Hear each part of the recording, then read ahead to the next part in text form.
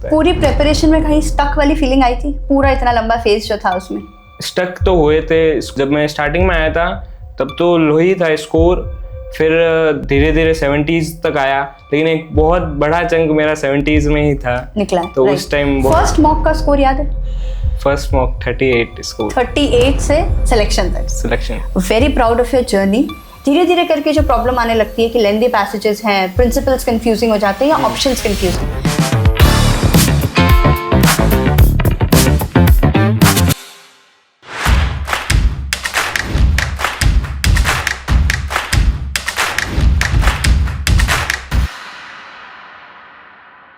Heartiest congratulations to our dear student Digvijay Singh Rajpurohit. कैसा लग रहा है दिग्विजय सिलेक्शन होने के बाद? बहुत अच्छा लग रहा है मैम। बहुत अच्छा लग रहा है। टेंशन कम हुई थोड़ी? टेंशन बहुत कम हो गई अब। वो जब एग्जाम ऐसा आता है जहाँ पे सीआर नहीं होती जिसकी एक्सपेक्टेशन थी, तो क्या टेंशन बढ़ जाती है रिजल्ट की और अपनी परफॉर्मेंस की? उस टाइम परफॉर्मेंस की तो नहीं हुई थी, मैं तो ये एक्सपेक्ट कर रहा था कि एनालिटिकल ही नहीं आएगी। अच्छा। लेकिन फिर जब पेपर खोला तो मैं पहले तो चेक किया कि कौन कौन से क्या है सेक्शन का, कोई चेंज हुआ है कि कुछ, तो उधर देखा तो मैंने पूरा एनालिटिकल लॉजिकल नहीं देखा था, लेकिन मैंने देखा कि फर्स्ट ही एनालिटिकल है, तो फिर उसको सॉल्व किया। तो फिर उसमें इतना नहीं सोचा था कि लॉजिकल नहीं आया तो अब क्या होगा, बस सॉल्व करता गया। सॉल्व करते गए, मतलब हाँ। ये स्ट्रैटेजी बेस्ट है कि आपको पेपर मिले तो आप सॉल्व करते रहो हाँ। और यहाँ तक पहुंच जाओगे। हाँ, फिर क्योंकि अगर आप स्टक हो गए तो फिर उधर आपका बहुत लॉस हो सकता है। पूरी प्रिपरेशन में कहीं स्टक वाली फीलिंग आई थी? पूरा इतना लंबा फेज जो था उसमें स्टक तो हुए थे। स्कोर जब मैं स्टार्टिंग में आया था तब तो लो ही था स्कोर, फिर धीरे धीरे 70s तक आया, लेकिन एक बहुत बड़ा चंक मेरा 70s में ही था निकला। तो उस टाइम फर्स्ट मॉक का स्कोर याद है? फर्स्ट मॉक 38 स्कोर, 38 से सिलेक्शन तक। Selection. Very proud of your journey. ऐसा कोई प्रिपरेशन का फेज बताना चाहोगे जब लगा था कि इसको छोड़ देते हैं, मतलब नहीं करना अभी है? छोड़ने का तो नहीं हुआ था। अच्छा। लेकिन वो था कि अब कहाँ मैं लैग कर रहा हूँ। स्कोर जब 70s या फ्रेंड से बात होती है तो मतलब मॉक इजी होता है, लेकिन आप सिली मिस्टेक कर देते हो, आप कुछ क्वेश्चन आप गलत रीड कर देते हो, तो उसमें लगता है कि एग्जाम में भी अगर ये हो गया तो फिर क्या करूँगा मैं। सो दिस इज ट्रू कि आप जब मॉक देते जाते हो, जैसे जैसे मॉक में परफॉर्मेंस आप इमेजिन करने लगते हो कि एग्जाम में कहीं ये ना हो जाए हमसे, तो राइट? हाँ ठीक है। अगर प्रिपरेशन को डिवाइड करें सब्जेक्ट वाइज, तो फिर लीगल रीजनिंग में कैसे टैकल किया था लेंदी पैसेजेस को? या शुरुआत तो जैसे आपको सिखाया किसी ने लीगल एप्टीट्यूड, तो आपने सीखने लगे।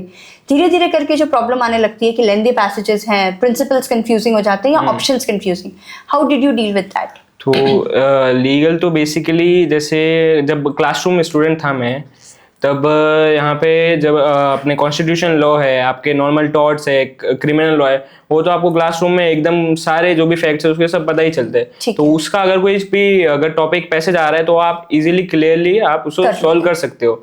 बाकी कोई कोई अगर लॉ के टॉपिक होते हैं चैलेंजिंग बहुत ही, तो उसमें आपके मेजॉरिटी आप बिल्कुल सही कर सकते हो। आपको टीचर्स वैसे ही आपको पढ़ाते हैं तो उस हिसाब से बहुत इजी हो जाता है। लीगल एक्सप्रेस पढ़ी थी, मतलब करंट? हाँ, पूरी लीगल एक्सप्रेस। इस साल तो लीगल एक्सप्रेस के टॉपिक जीके में भी वही इंपॉर्टेंट थे, तो लीगल एक्सप्रेस अपनी क्लैट एक्सप्रेस एकदम क्लियर। गुड, मतलब जीके के लिए क्लैट एक्सप्रेस की ही थी। हाँ, मतलब वो दिमाग में अटक जाता है। जैसे ही हम कोई एक्सप्रेस वर्ड बोलते हैं ना, अब वो क्लैट एक्सप्रेस। क्लैट एक्सप्रेस तो मतलब मैं बोलूंगा बहुत ही ज्यादा बेनिफिशियल थी इस साल। तो हिस्ट्री का कोई टॉपिक नहीं था, पूरा ही करंट के ही जो भी मेन इंपॉर्टेंट टॉपिक्स थे वो ही थे, जो कि 26 क्वेश्चंस जो इस साल पेपर में आए थे आउट ऑफ 28 वो क्लैट एक्सप्रेस से ही कवर्ड थे, राइट? तो याद की थी? हाँ, पूरी CLAT express page bye page. Very good, सारी याद है? हाँ, याद है। वाओ, मतलब प्रिपरेशन का कोई भी स्टेज, कोई भी ऐसा हिस्सा मतलब यूजलेस नहीं होता, राइट? कि ये किया और ये बिल्कुल नहीं होता, क्योंकि आप कुछ एक्सपेक्ट नहीं कर सकते ना। पेपर में कुछ भी आ सकता है। हिस्ट्री भी हमने पढ़ी थी, हमें दूसरी जीके डाइजेस्ट भी, वन लाइनर क्वेश्चंस भी पढ़े थे। ठीक है। क्यूटी अच्छी थी हमेशा से? मैथ्स में इंटरेस्ट था या थोड़ा धक्का लगाना पड़ा? क्यूटी तो ऐसा था, मेरा जो फर्स्ट मॉक था उसमें मेरा हाईएस्ट क्यूटी में आया था 12। अच्छा, you are a good student. हाँ, क्यूटी सही थी मेरी। अच्छा, मतलब मैथ्स से you were very much done कि भाई ये तो मुझे आता है, सिर्फ स्पीड के लिए काम करना था। जीके के लिए क्लैट एक्सप्रेस कर ली थी। इंग्लिश के लिए, इंग्लिश हमेशा से अच्छी थी या फिर आती है, या फिर how did you? English comprehension तो उतना अच्छा नहीं था मेरा, उसमें रीडिंग स्पीड भी कम थी, कॉम्प्रिहेंशन भी कभी इतना टैकल नहीं किया था।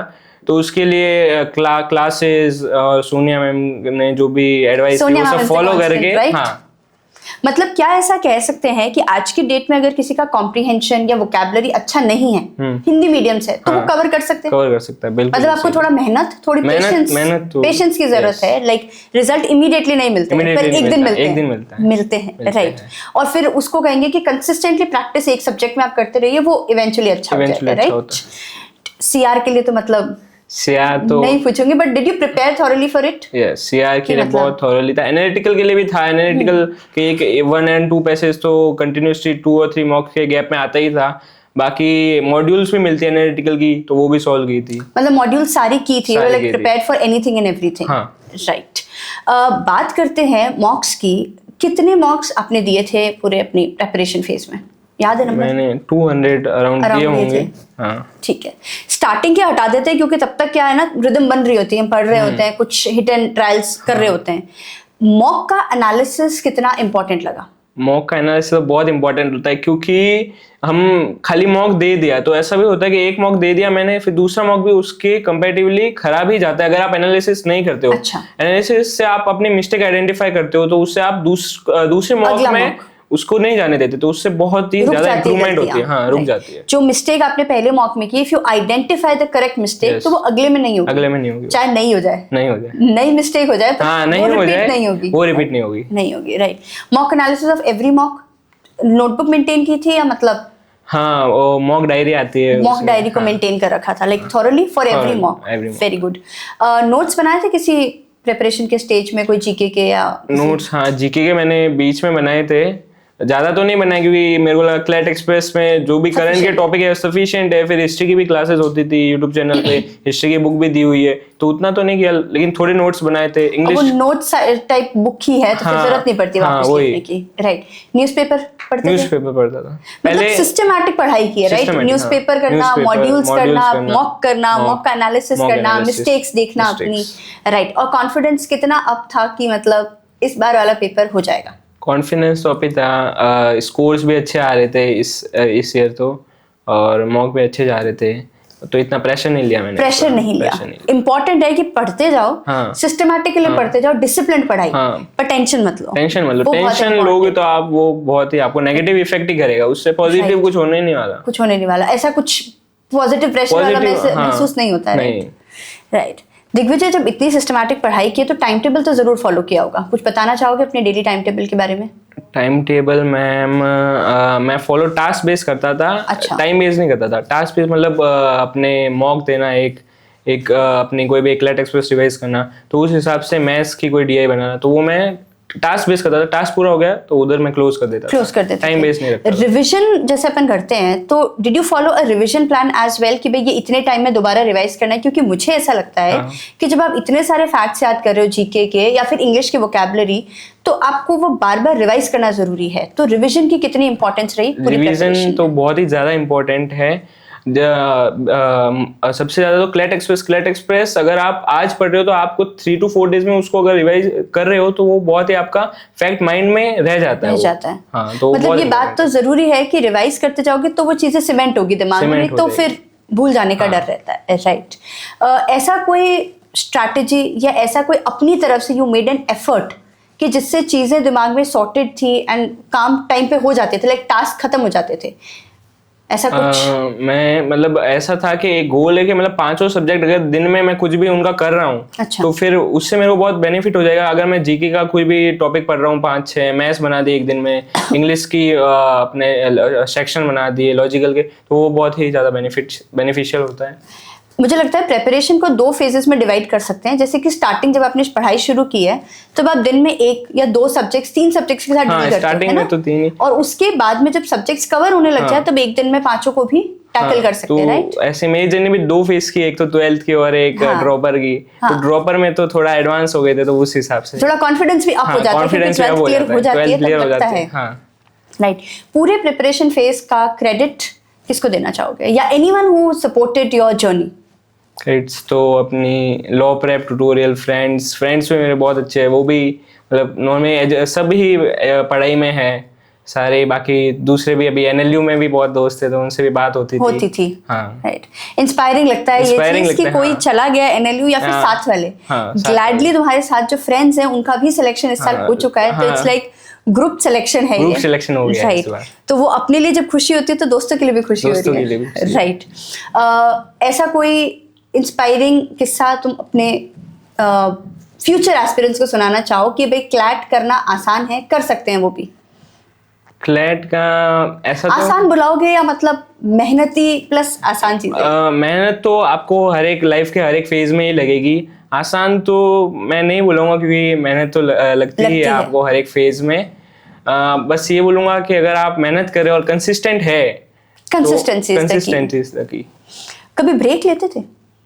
ब्रेक तो ब्रेक इंपॉर्टेंट है, मतलब पढ़ाई की कंसिस्टेंसी प्लस ब्रेक। अभी कोई ये गलत मैसेज ना ले ले कि लगातार पढ़ते रहना होता है। वो तो आप अगर 1-2 दिन का बीच में फुल डे ब्रेक भी ले तब भी चलता है। अच्छा, ही इज वेरी कॉन्फिडेंट कि दिन का ब्रेक भी चलता है, बट हाँ कंसिस्टेंसी टास्क में होनी चाहिए।